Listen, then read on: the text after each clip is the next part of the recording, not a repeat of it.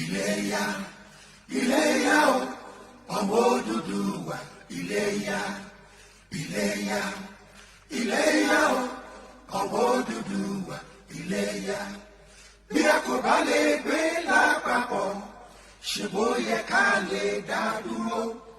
Ká jáwọ́ nú àpọ̀n tí kò yọ, ká tètè gbómi lákàná. Iléyá o, Iléyá, Iléyá o, ọmọ Odùduwà, Iléyá, Iléyá, Iléyá o, ọmọ Odùduwà, Iléyá, Iléyá. This is the turning of the tide of history for the peoples of the South and the Middle Belt. We have endured suppression in the country that we belong to, and we have done everything possible, everything sensible, everything peaceful to address it.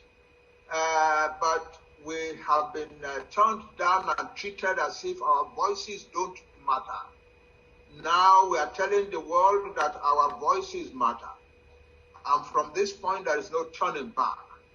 I congratulate the peoples of the South and the Middle Belt for this historic day. And I say that we will go on and achieve the liberation of our people from suppression and subjugation in Nigeria. Thank you very much.